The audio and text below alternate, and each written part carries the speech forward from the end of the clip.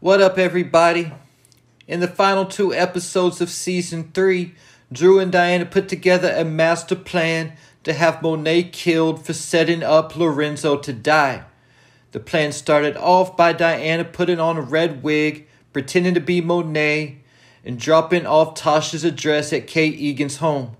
Utilizing Power Law 39, stir up waters to catch fish. They had to keep their hands clean in the whole situation so it wouldn't fall back on them. Utilizing Power Law 26, keep your hands clean.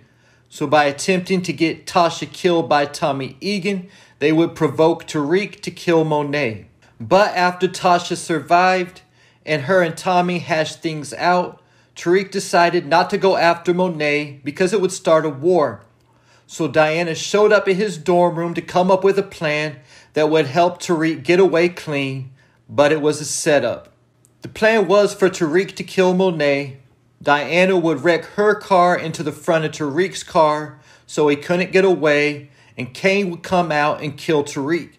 And I guess however it played out after that wouldn't matter, seeing Drew and Diana would be in the clear. However, Tasha came through spraying through Diana's car window and messed up the whole plan. I know Tasha killed Lakeisha and she ordered several more deaths, but this was her first actual hit she tried. And notice she didn't even care if Diana got hit either.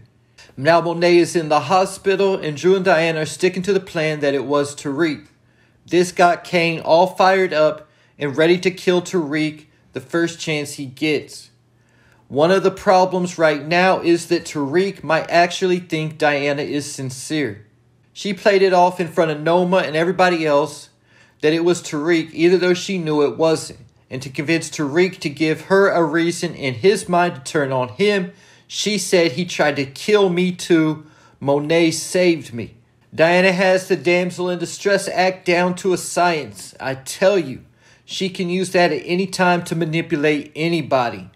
She has used it over and over again to manipulate Tariq. Now they have successfully stirred up all the waters and diverted all the tension away from them. The problem is that Monet and Tariq are both still alive to figure out what happened. So not only does Kane think Tariq shot Monet, but he also thinks that he tried killing Diana also. So at this point, even if Tariq were to figure out he was played and tried to tell Kane, Kane most likely won't believe him. So how could Kane actually figure this out and put 2 and 2 together?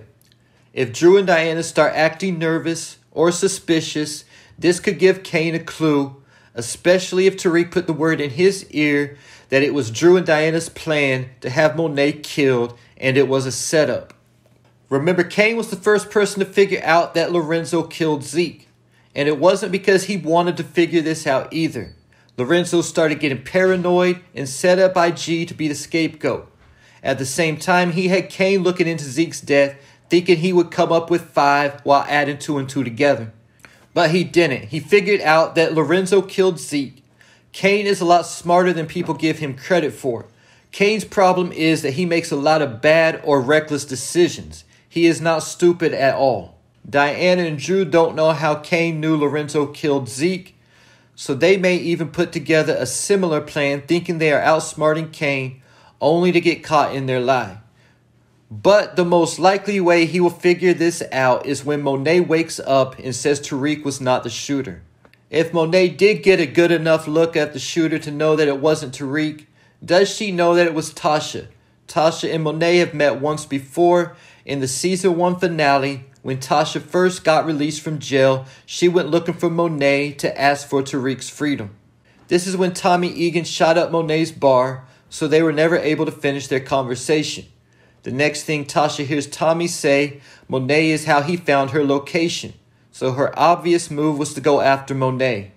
If Monet knows that Tariq wasn't the shooter and tells Kane, the next question for Diana is, why would she blame Tariq? She always liked and had a crush on Tariq. Why blame him now for something that would get him killed? At this point, if Tariq has already put the word in Kane's ear that Diana was trying to set up Monet to die, he will most likely figure it out. But here's where it will get even more complicated. Tariq trusts Drew more than Kane and doesn't know that Drew was in on the plan. So if he tells anyone that Diana was trying to set up Monet, it may be Drew. I'm not sure how Tariq would figure out that it was really Drew's plan. Even if he checked Kate's door camera, it would still only indicate Diana. Drew utilized Power Law 26, keep your hands clean, all the way through with this one, and let Diana do all the dirty work. The only choice Diana really has if she doesn't want to be the one to take the fall for this is to go ahead and blame Drew. Keep this in mind also. Before Tasha shot up Diana's car, Monet just got done having a heart-to-heart with Diana and even told her she loves her.